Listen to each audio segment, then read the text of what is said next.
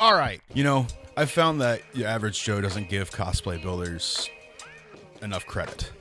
Like, these people are mostly self-taught engineers, woodworkers, CAD designers, and seamstresses. Like, big, elaborate ball gowns. I am terrified of sewing.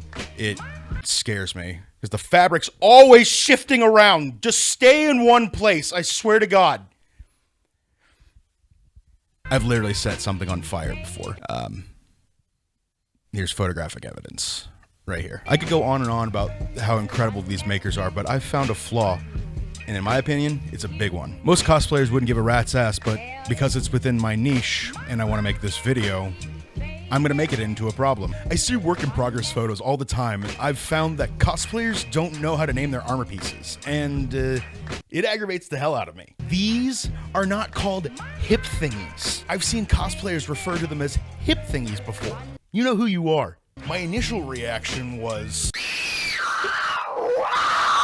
not really, but sort of. So to fix this issue, I'm going to give you my version of how a man shall be armed for his ease. I'm making this resource so that if you don't know how to name your pieces after this video, well, I can shame you for it. Now, you're probably thinking, doesn't this seem a little bit pretentious, Freddy? And you'd be right. Of course it is. That's why I think it's funny. Now, I don't really think you're dumb if you can't name this shit. That's my job. My job is to try and teach you so that you don't disappoint me. This video is gonna be perfect. I get an info dump about armor. I don't have to build anything. And hopefully I get to teach you something. It'll be like killing 5 birds with 1 stone. Before any Reddit history nerds start pissing and shitting all over themselves telling me that I'm wrong, I'm going to be covering late 15th century full plate harness. That's a lot of words. This means there's little to absolutely no chainmail. Like, you can check my Google history. See? It's right there. For people who don't know, the 15th century was the last stage of the major evolution of armor in Europe. After this, the only thing that really changed were the styles, for fashion. Now, keep in mind that a major development of armor in Europe took place in the span of a millennia. The Age of Plate armor started around the year 1370 in Europe, whereas there were rapid changes in the way that armor was made, comparing to how long the Bronze Age was. The age of major development for steel plate only lasted roughly 300 years, which to them must have felt like how fast cell phones have changed for us since the year 2005. So my phone can open up really wide, and it's nice because I can play RuneScape, but then the screen started peeling up and it turned out that it was just the screen protector, and I really can't play RuneScape anymore because I lost my stylus. Where was I? Age of Play, it lasted roughly 200 years, and that which it would last until the beginning of the Italian Renaissance. 2 most popular locations for armor development were northern Italy, the Milanese, or southern Germany area, which is known as Gothic armor. The most popular style to spread throughout Europe was Gothic, I believe. All right, enough yapping. Time to suit up. I'm going to be going in order of how knights were usually armed for battle by their squires. So you have to dress up a bit before being actually suited up. Just like how armor cosplayers have to make garments that we can attach our stuff to. You had to wear something underneath the armor for the armor to actually hang off of. Otherwise, you'd be on the battlefield and your shit would just fall off. And that's no good. So shoes are cool. Arming shoes, or turn shoes, are shoes that are made out of leather that are stitched by hand that are then soaked in water and then turned inside out. Hence the name turn shoe. And that's your leatherworking lesson for the day. Sometimes they were designed to be at a point, but as they became more modernized, they became more rounded around the toe. Now, laces for these types of shoes would run on the instep of the shoe so that you could have the armor be as close to your foot as possible. Some, but not all, had leather strings attached to the toe to tie the armor to the foot. These are a special term called arming points. We'll talk about them more later. These will appear a lot. We're going to jump up a little bit. Usually you'd wear something light like linen for your shirt. For the legs, there were single leg woolen hosen. When making these, you had to make sure that they laid as close to your leg as possible, because you don't want to have any extra bulk underneath your armor when you're wearing it. It'd get uncomfortable, honestly. It'd be like going for a walk and then your sock falls down. It's just irritating. Sorry to dump that trauma on you, but now you understand why. Lastly, you'd wear something that's called an arming doublet. It's a quilted jacket that has multiple arming points. See, I told you I'd get back to it. Them shits are important. These guys are made out of leather and they have little laces on them. These laces would thread through grommets that are in various places all over your suit of armor. So as I mentioned earlier, you won't lose your shit. They also prevented chafing from the armor itself. They were pretty cool. They're the foundation of how to arm yourself. Like literally, if you didn't have one of these things, you are fucked. All right, it's time to suit up. Traditional way of being armed always starts at the feet. Armored shoes are more commonly known as sabatons. Sabatons were made of multiple riveted plates called lames so they could flex more easily to the wearer's foot. Less is not good in this situation. Fantasy shoe armor is lying to you. We need more than 3 layers to move your feet, people. Artists, I'm talking to you. Cosplayers need more than 3 to walk, man. At least 5 of them. The 14th and 15th century, knights would wear these for the most part. At least the style that was around. Them shits were tapered. The reason knights and men-at-arms didn't wear them is because their toes kept getting stuck in the ground. So mounted cavalry would wear them, probably so they could hit foot soldiers that were at eye level to them tootsies. Emperor Maximilian was known to wear extremely long sabatons. So I'm pretty sure he had to have them attached after he mounted his horse. So I'm also positive that the length of your sabatons was also a reflection of your status, like earlier versions of the codpiece. But I've been lying to you guys. So earlier in the video, I know I called these sabatons. They're not called sabatons. These are a version of sabatons. These are called solarettes. I know it's heartbreaking, but it's the truth. These are sabatons. These puppies started showing up around the 16th century. They were usually designed to mimic the fashion of the day and had multiple other names. Duckbill, bear paw, cow mouth, horse's ass, whatever you want to call it. Just look at the drip. It goes hard, especially the articulation. I swear to God, this is like watching stuff on the hub. Holy shit, that's so hot. Oh, sorry, my bad. Okay, next up, let's talk about greaves. Greaves go below the knee. They're usually to protect your shins. It would also be contoured to the individual's leg. This one covers your entire lower leg. There are hinges on the inside that allows it to encase the entire leg, together with small hooks or even pins. Shin balds were greaves that cover, well, just the shin. These would appear in the late 14th century, but since I figured I'd have questions, I might as well just include it. The back would be completely open, but the exposed leg was usually protected by mail trunks called chausses. As armor developed, most armor would be completely encased around the lower leg. I'll go over mail in a different video. Now, it's not a part of the greave, but it has a greave in the name, so I'll cover it, I guess. Demigreaves. They're an armor of all time. Great when it does the job, like most things. It's literally an extra lame that extends over the top of the greave itself and locks in place with a pin and a belt that goes behind the upper calf muscle. Now, I had a bunch of other jokes about the demigreaves, but I forgot them, so I'm gonna move on. Now, when it comes to Paulines or Genouillère, that's not right. Genouillère. I'm not saying that out loud. Fuck it.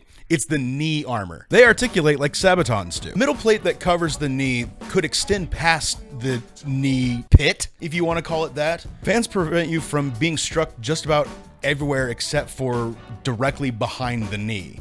So it's doing its job. Paulines would have 2 arming points, one on the demigreave, and the other side is affixed to... I hate these stupid French names. The cuisse. Yes, they let the French name all the armor parts. Cuisse.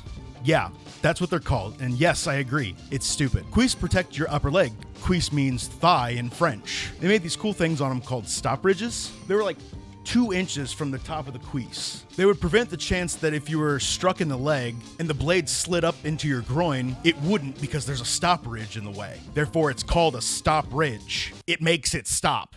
You'll see this become more common as armor develops with German styles involving fluting. Depending on where you lived would depend on the style. If you lived in England, your leg would be entirely enclosed because the English preferred foot combat. If you lived almost anywhere else but England, they didn't cover the back of your leg for cavalry reasons. I don't know if you've ever tried to ride a horse with metal over your ass, but probably not, but oiled leather against polished steel, it's not that grippy, and it's not that comfy. Up until the invention of plate, soldiers rely heavily on male skirts to protect their thighs around the mid-14th century. But around the mid to 14th century, they would replace male skirts with not only cuisse, but tassets as well. Tassets are plates that have two-ish attachment points at the bottom of the cuirass. The tassets were the dangly bits that hang off of your armor that cover your hips and groin. They were designed to move when you move, you know? Sometimes they would be multiple plates that were riveted together using leather straps to make it more flexible as you move with the armor and not be a solid chunk of steel that's just hanging off of your waist. Fantasy armor designers love tassets because you can go either way with them and it still be considered correct. Best example I can give for obnoxious tassets are small tassets that hang off of virtually nothing at all, or ones that I've found from Monster Hunter World where it might as well just be a cone or a skirt that's wrapped around your waist. At this point, just call it a skirt of plates and be done with it. Remember in the beginning of the video when I was talking about lames, the pieces that make up Sabaton? No. Stop. Not the band. The shoe. The fucking shoe. God. Fald and coulee are a set of pieces made of extremely large lames, or hoops, that run horizontally around your waist above your hips. When the two are together, they make up an apron or a skirt. The coulee hangs off the back plate and covers them cheeks. And fald would attach on the front, connected underneath the breastplate. Cosplayers who wear armor, if you want to sit down in your suits, look at armor with these bad boys. Tassets, fald, and coulee make up the bottom half of the cuirass known as the paunce. Now I'm skipping like a shit ton of really cool info that I researched on this guy. If you're interested, you can check out one of my favorite armor YouTubers, Knight Errant. He goes in depth on the paunce of plates here as well as in every other piece of his harness. Check him out. He doesn't upload anymore, but his stuff is top notch. And that's a money back guarantee. Alright, it's meat and potatoes time. Next up are the breastplate, backplate, and placard. Also placard, plankert, and placate. These armor protected your torso. Breastplate and backplates would buckle around your shoulder and fasten at the waist. Breastplates were the most common munitions armor for those who could only afford a single breastplate, and falds in one size fits most. Because to get fitted, it was expensive. Most people who were out fighting for a lord were probably fighting because the farm that they had was their lord's property. So whatever was cheapest. If you had the cash, you could get a combo breast and backplate, or you could get all three. Throw in a placard with it as well, and it's like you're trying to make a deal. When the placard is involved, the breast and backplate would have stopped right below your ribs. The placard is the second layer of armor that not only covers your stomach, but the armor that joins the breastplate and the paunce of plates. These three would be tightly fitted to allow as much flexion as possible. Placards would close around your waist and lock it in with pins sticking out from the breastplate. Now, you see, with all of these bits along with the fald, coulee, and tassets combined, you would get what's commonly known as a cuirass. A full-blown cuirass was more for the rich folk. A cuirass is the torso harness. A harness only occurs when there are multiple parts riveted together. We're gonna go over another harness in a... Audio took a shit for this bit, so I'm gonna wrap this up really quick. According to the Metropolitan Museum of Art, this whole thing is actually a vambrace. I found that interesting. The actual vambrace is a tube that encases your forearm. Just like greaves, they're designed to contour to your arm as well as open with hinges, like greaves do. Vambraces are a lot shorter than you think. They stop about 3/4 of the way up your arm. This is so you can move your arm without the vambrace cutting into your arm. Otherwise it'd be uncomfortable. Also makes room for your elbow to move and be protected. The rear brace is the upper part of the arm harness. When mentioning both of the parts of the aforementioned vambrace harness, we use more simplified terms, lower and upper cannons. Now, I'm not 100% sure, but I do think it's funny that if these are the reasons why we refer to our arms as guns. Check out these sick guns, bro. 20-inch biceps, hell yeah. 20-inch biceps are sick as fuck, honestly. Shout out to them. Rear braces are not always completely enclosed. If they were, they would hinge just like a regular vambrace does. The upper and lower cannons would connect to articulated lames that make up the elbow cop, or the worst name possible for a piece of armor, and I'm not joking, the côté.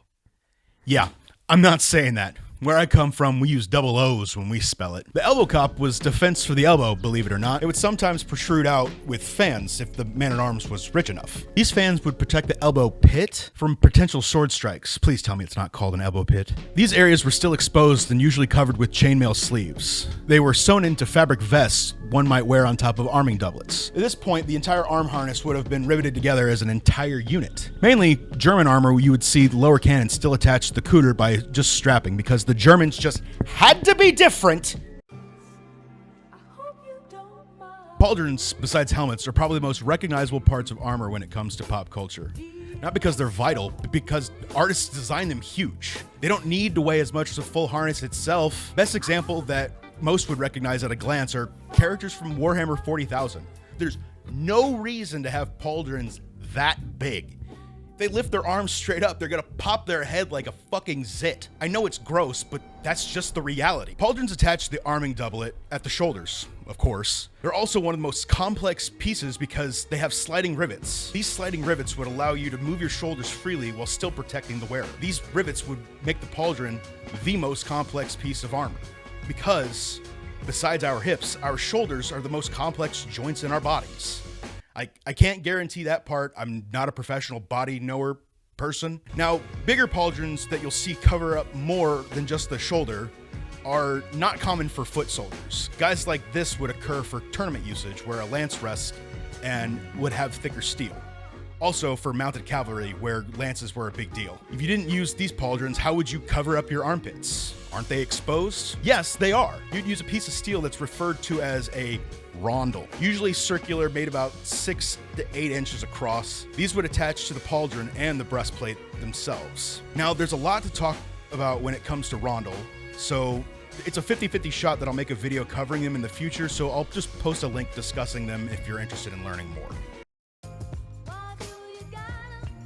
2 more, guys. Hold on, we're almost done. Gauntlets. Multiple variations were created over the centuries, mitten style or individually lamed, but they have always had the same goal.